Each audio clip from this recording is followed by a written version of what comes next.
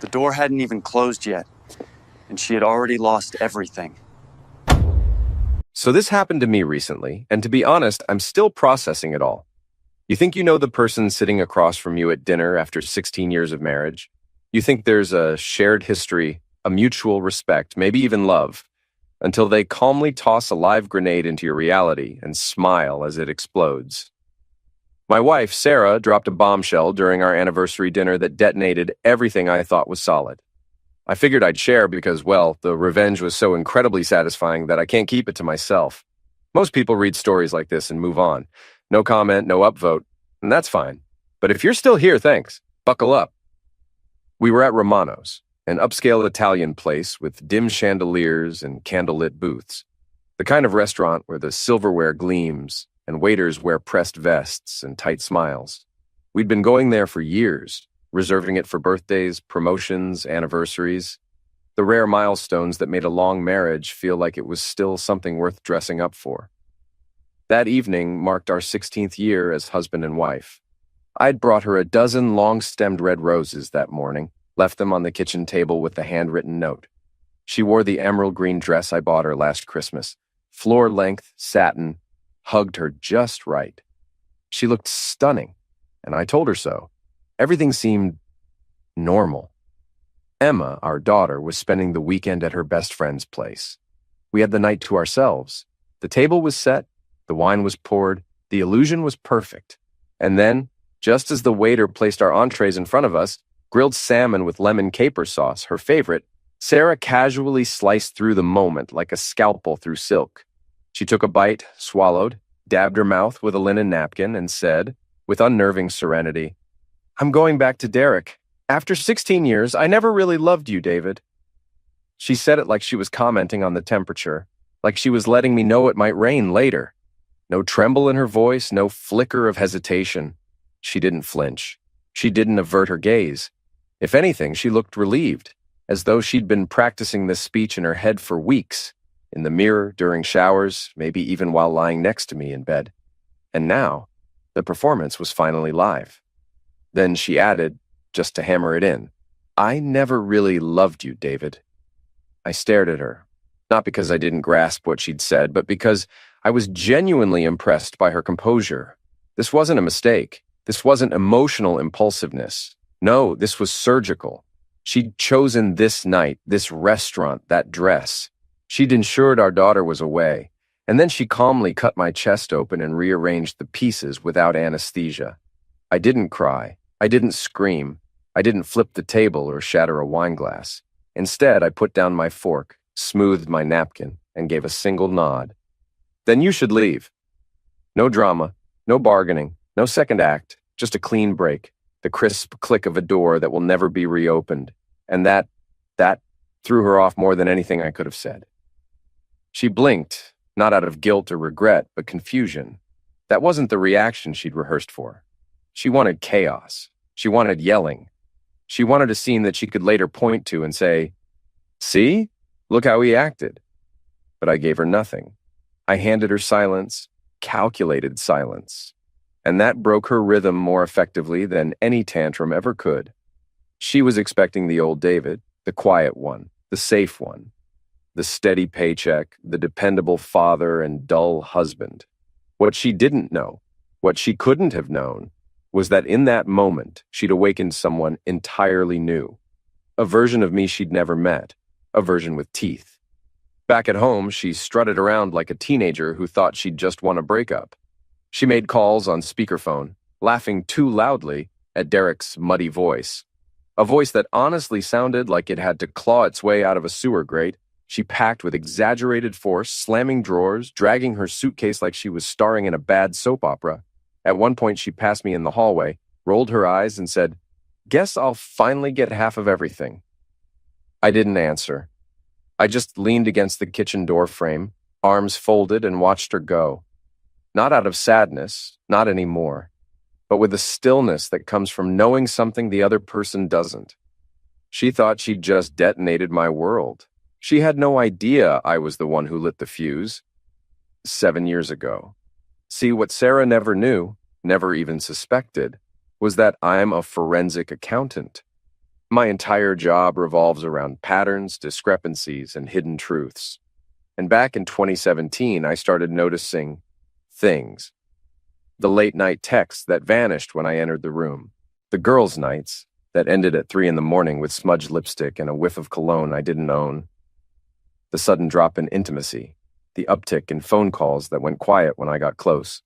And Derek's name, her ex from college, started surfacing again, casually at first, then more often, like a bad smell wafting back after years of absence. I couldn't prove anything.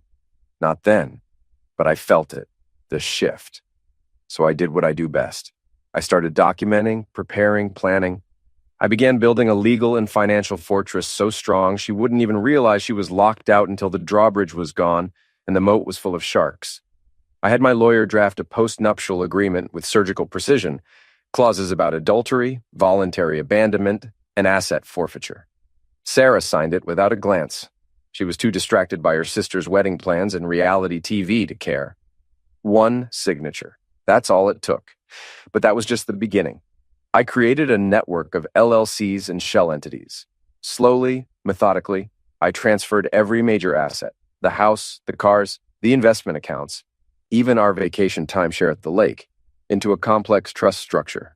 On paper, we were just passive beneficiaries, but the trust had automatic triggers. If one spouse voluntarily exited the marriage with intent to dissolve it, all control shifted to the other.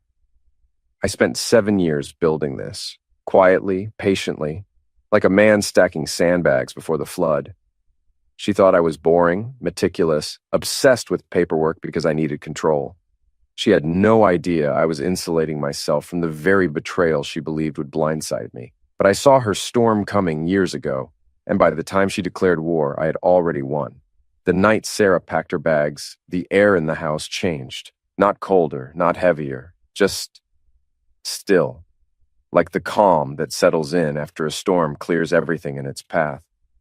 I waited exactly 13 seconds after I heard the tires of her Uber crunch over the gravel in our driveway.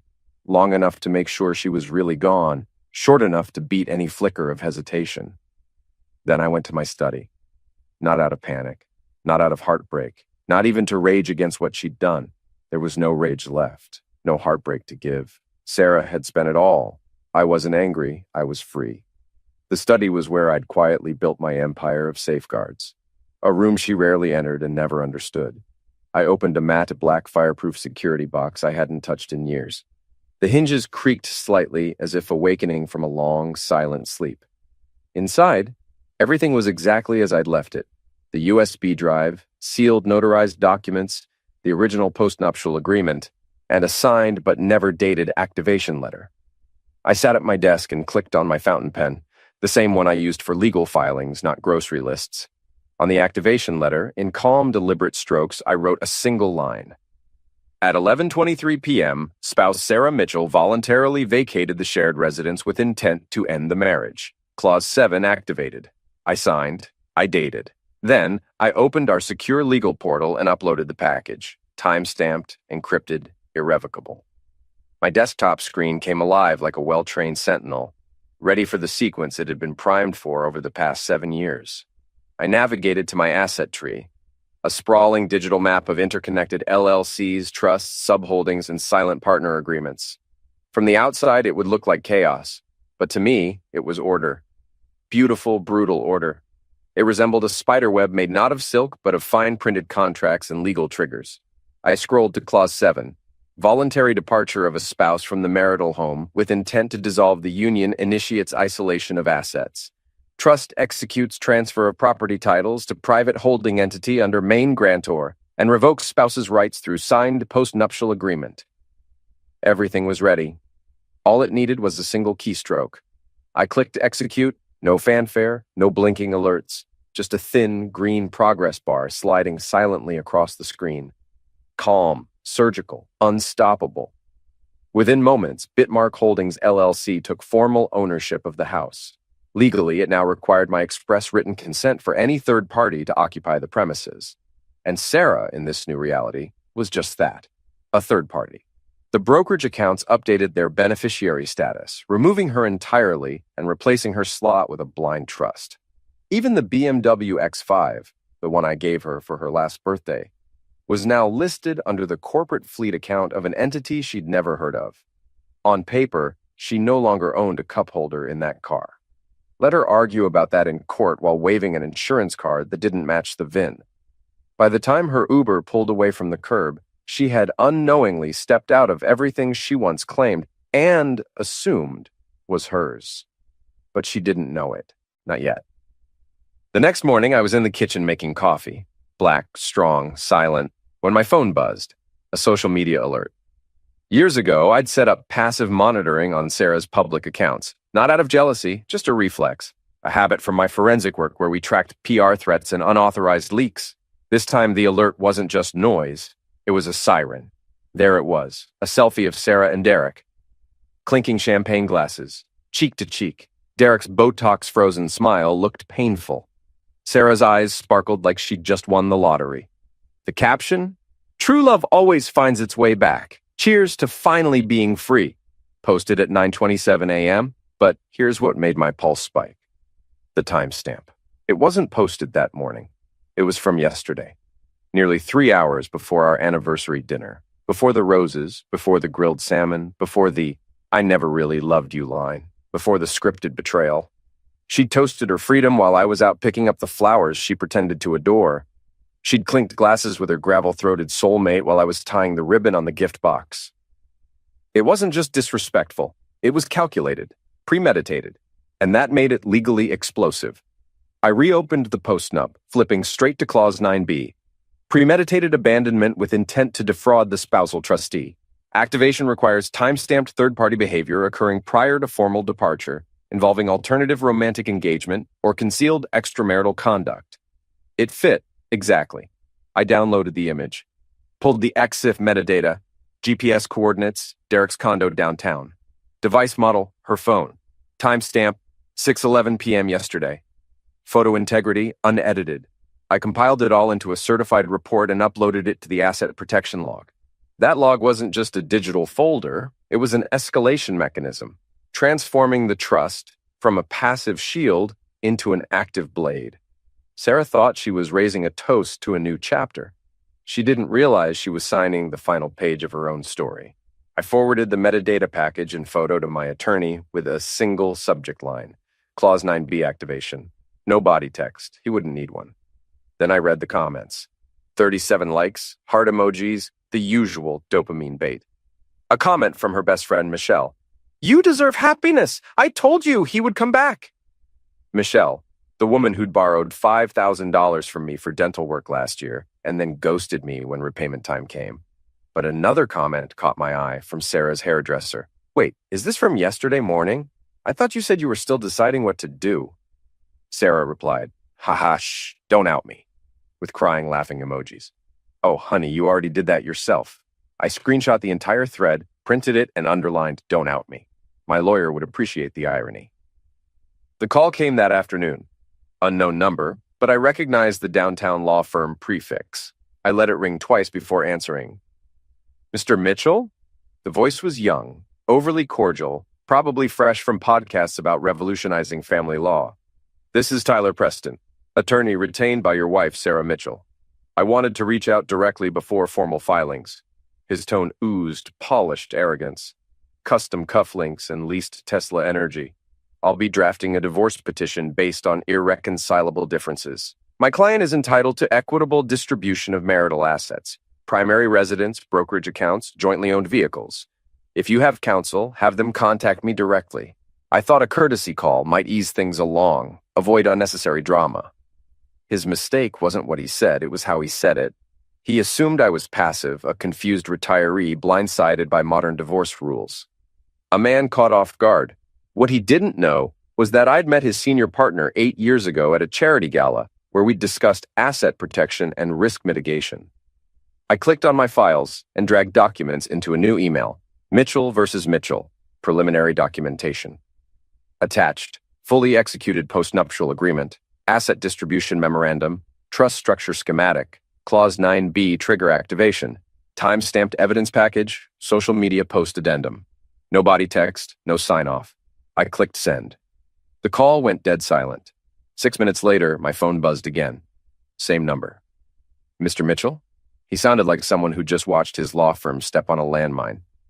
I spoke with my client before initiating contact. She informed me she wasn't aware of any active structural encumbrances on the marital estate. She didn't mention a postnuptial agreement or trust structures. No, she wouldn't have. She never asked. Long pause. Look, this requires internal review.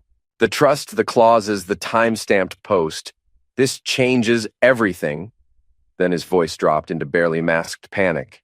My God, what did she tell you yesterday? I smiled into the phone. She told me the truth. Click. I leaned back, watching the screen. The email had already been opened 5 times, forwarded twice, accessed once from mobile. Standard legal triage. I could picture Sarah smugly sipping something with bubbles while her lawyer read the clauses aloud, her jaw slowly tightening with each phrase, her face falling as she realized the boring man she'd mocked had preemptively locked down the entire battlefield. The next morning, Sarah walked into our bank like she was claiming a prize. Fresh blowout, designer sunglasses, an outfit casual enough to suggest she hadn't been crying in Derek's apartment all morning, which she had. She hummed a little tune walking to the counter. The teller greeted her warmly at first. Hello, how can I help you today? I'd like to withdraw from our joint savings and transfer part to my new checking account under Sarah Mitchell. The teller typed, paused, narrowed her eyes. I'm sorry, ma'am. I don't see your name on any accounts. Sarah's voice sharpened. Excuse me? We've banked here 16 years. Look it up again. It's not that the accounts don't exist. It's that your name is no longer associated with them. Sarah's lips curled. That's impossible. Get the branch manager, now.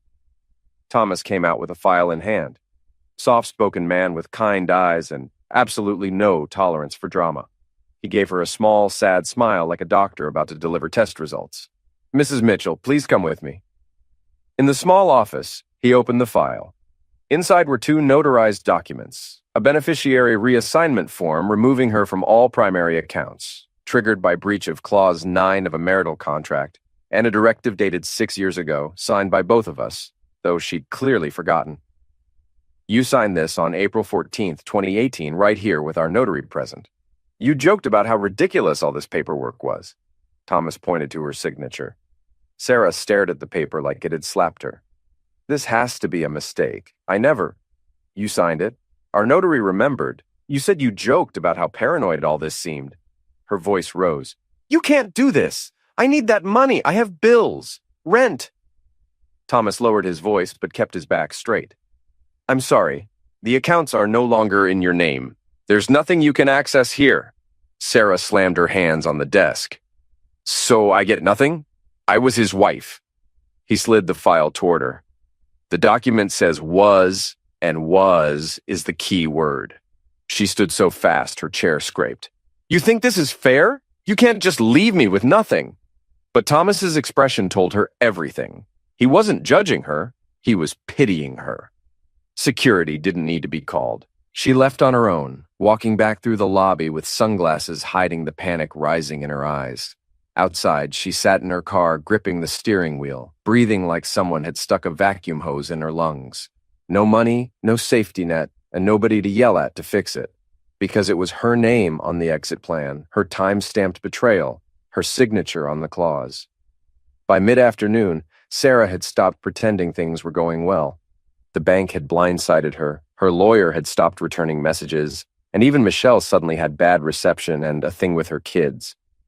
But Sarah told herself it was temporary, a minor setback. She still had Derek's apartment, her little haven with modern fixtures and clean lines.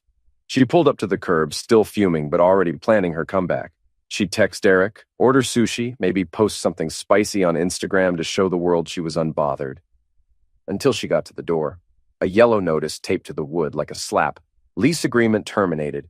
Vacate in 48 hours. Her eyes scanned the page.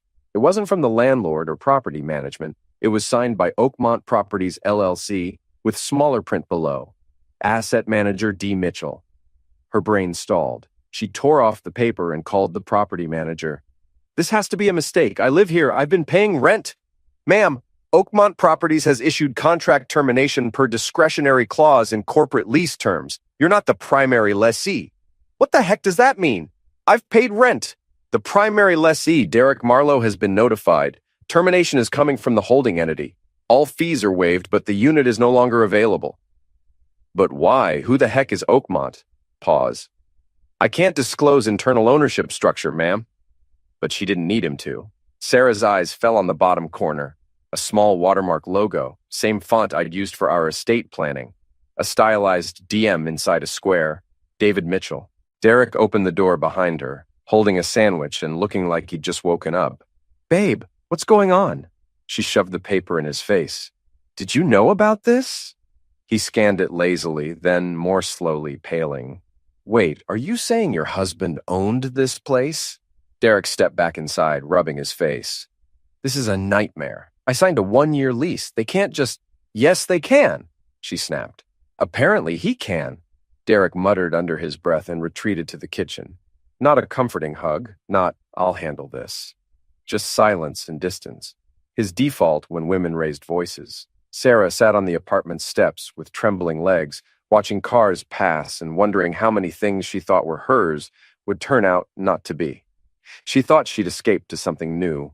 What she didn't realize was that every move had been pre-mapped. Every step forward was still within my perimeter. The call came just after midnight. I knew it would. Emma had always been the one person Sarah couldn't easily manipulate, but family ties are strong and daughters crave explanations. Dad? Her voice was cautious, not cold. And that's how I knew she hadn't taken sides yet. I just talked to Mom. She's not okay. She said you froze her accounts, that she has nothing, that you've been planning this behind her back for years. I took a deep breath. Not because I was angry, but because I could hear the crossroads in her voice. She says you ruined her life. I reached for a black folder on my desk. Not the legal one. This was thinner, personal. The only copy of the postnup with annotations in blue ink made specifically for Emma when she turned 18 and started asking about estate plans. Section 12, I said. She paused. What? Section 12 of the postnup. The clause about beneficiary exclusions in cases of active deceit or abandonment. Read it. Can you send it to me? No need. It's in your Dropbox, same folder as your student loan breakdown. The document is named, quote, contingency plan _ full.pdf. You saw it 3 years ago. Just never read it. Silence. I let it hang. Look, she finally whispered. I don't care about money. I just need to know if she's telling the truth. I nodded, though she couldn't see me. Don't listen to either of us. Check her phone. Start with August. Look for Derek's name. More silence. I could almost hear her pulse. You knew? I've known longer than she thinks. I heard her swallow. The call ended without goodbye. The next morning, nothing. No follow-up text, no angry voicemail, just silence. But around 6:30 p.m., I got an email from Emma's university account. Subject, I read it. No body text, no signature, just a PDF attachment. Screenshots of Sarah's messages with Derek. I can't wait to be free of him. I'm so tired of pretending. I keep thinking about that prenup in the guest room drawer. Maybe I can get him to sign a revision if I catch him when he's tired. If he dies, everything goes to Emma anyway. I guess that's fine. She'll share with me. I didn't reply. I didn't need to. She already had. Sarah must have felt the silence before she understood it. 3 missed calls to Emma, then 5, then 9. She finally left a voicemail. Honey, I just need you to understand what he's doing. He's brainwashing you. And that was what sank her. Not the bank, not the apartment, not the trust. It was losing the one person she assumed would remain neutral. Because Sarah's greatest delusion wasn't thinking I would fold. It was believing Emma was spineless. Emma didn't respond. She changed her voicemail the next day. Hi, you've reached Emma Mitchell. Leave a message. Not M or Emmy, like Sarah preferred when daydreaming about making Derek a stepfather. Just Mitchell. Turns out, when given the choice between family ties and lived truth, Emma didn't hesitate. She chose the man who never lied about his flaws, boundaries, or silence. Meanwhile, Derek was dealing with his own nightmare. A man in a black polo holding a clipboard had knocked on his door. Derek Marlowe, you've been served. Inside the thick envelope was a civil lawsuit. Plaintiff, David Mitchell, claims intentional interference with trust asset structure, unjust enrichment, tortious interference. The term implied fraud was in bold. 3 exhibits: the champagne photo Sarah posted, transcript of text messages between him and Sarah time-stamped to predate formal separation, and a lease document Derek had signed under a clause acknowledging receipt of property use, consent from the holder of joint marital assets. A checkbox Sarah had forged. That was the trap. She had no right to sign that line because she never owned the asset, which meant Derek had occupied property, benefited financially, and participated in concealment of marital assets under false pretenses. His face went pale. He called Sarah. No answer. He texted, "What the heck is this lawsuit? You said everything was joint. You said you had it handled." Typing bubble appeared, paused, then nothing. Because she hadn't handled it. She never could. That night, Derek sat across from his lawyer, older, sharper, with a look that said he could already tell Derek had messed up. "You let her sign real estate forms on property you never verified ownership of? She said it was hers. Did you check?" "I didn't think I needed to." "Son, this isn't about heartbreak. This is about fiduciary fraud. Can I apologize? Settle? You can try, but if they don't want money, if they want to set precedent, you're in for heck." That's when Derek got it. This wasn't about squeezing him for cash. This was about making sure no man felt safe stealing another man's wife and assuming that meant he could steal his life, too. 3 weeks later, Sarah requested a meeting in person. Her message to my lawyer said, "Tell him he owes me." Owes me. That word again. As if 16 years of cleaning up her messes, protecting her credit score, quietly paying off car loans she'd co-signed for her lazy brother wasn't enough. We met downtown, third-floor conference room with long walnut table and glass walls. Her lawyer didn't come. He'd already recused himself after realizing how outmatched he was. Sarah showed up 9 minutes late. Sunglasses, dark lipstick, that jacket she wore when wanting to look put together. But it didn't hide the panic in her eyes, or how her confidence had thinned to brittle defiance. "Nice room," she said, sitting without greeting. I slid a folder across the table. She didn't touch it. "What is this? Your life on paper?" She opened it, expecting noise. Instead, she found silence in print. Exhibit A, social media post with Derek, time-stamped and geolocated. Exhibit B, transcript of text recovered from her synced cloud backup. Flirtations while still married. Jokes about dismantling David slowly. Exhibit C, audio of her phone call with Michelle where she said, "I'll make him think I'm still undecided just long enough to cash out." Her hand stopped on that page. She looked up. "You recorded me?" "No, Michelle did." Apparently she thought she was the real co-conspirator. Turns out betrayal doesn't come with loyalty programs. Color drained from her face. Then came the clause I'd highlighted. Section 14B, any attempt to emotionally coerce, manipulate, or intentionally deceive the grantor for financial gain results in total forfeiture of all marital or trust asset claims. She read it 3 times. When she spoke, her voice cracked. "This is insane. No, it's notarized." She gritted her teeth. "You can't just erase me like this." "I didn't erase you. You wrote yourself out of the ledger. I just closed the book." "You think this makes you strong?" "No, it makes me free." She flipped through more pages. Financial triggers she didn't understand. Automatic liquidations, asset transfers, clawbacks, things she'd never asked about while pretending our marriage was a cage. "You hid all this from me. You never looked. You were too focused on what you deserved to notice what was protected." She closed the folder, trembling. "This wasn't love." I didn't answer. "You didn't love me."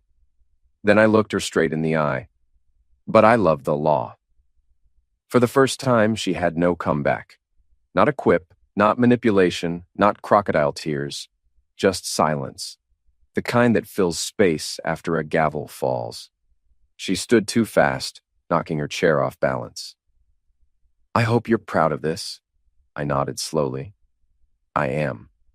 She opened the door to leave, paused, almost said something, then walked out with no goodbye. Just hollow echo of high heels in a hallway that didn't belong to her. The final envelope arrived Tuesday without courier, doorbell, or signature required. just a discreet white packet in my mailbox like any other suburban mail. Inside were two documents: notification of irrevocable dissolution of private marital trust authority and executed transfer of all nullified marital claims. No judge's name, no county seal, no docket number. This hadn't been filed through family court. It came directly from the trust administrator. It was done. Every remaining claim Sarah had, assets, alimony, even her name on property records, had been invalidated. Not negotiated, not reduced, nullified. Because under the private trust we'd both signed, the moment she breached Clause 9 and later Clause 14, dissolution could be triggered and completed solely through administrative process outlined in the marital framework. Courts were never necessary. I'd built the end into the beginning. 3 months after Sarah's declaration of freedom, she was broke, homeless, and alone. Derek had moved out after the lawsuit notice, disappearing back into his ex-wife's orbit where drama at least came with shared custody and a second-hand BMW. Michelle stopped answering calls. Emma had gone silent except for weekend visits with me. Sarah's final chapter wasn't written in a courtroom with dramatic speeches. It was written in timestamps, bank records, and her own social media posts. She'd spent years thinking I was a footnote in her story, never realizing I was actually the editor with final approval over how it ended. The house is quiet now, but it's peaceful. Emma visits every weekend. We cook together, plan her graduate applications, talk about life without walking on eggshells. She respects what I did because she understands it wasn't revenge. It was protecting our family's future from someone who'd emotionally abandoned us years before physically leaving. Sometimes the best revenge is simply being prepared for someone else's inevitable betrayal. Sarah wanted to humiliate me with that anniversary dinner revelation, make me the broken husband begging for scraps. Instead, she activated the most comprehensive legal trap I'd ever constructed. Every move she made just tightened the noose around her own neck, and it was all completely legal. I didn't break laws, didn't harass anyone, didn't raise my voice. I just used the system exactly as designed and let Sarah's choices determine her fate. She thought she was starting a war. She didn't realize the gates were already welded shut.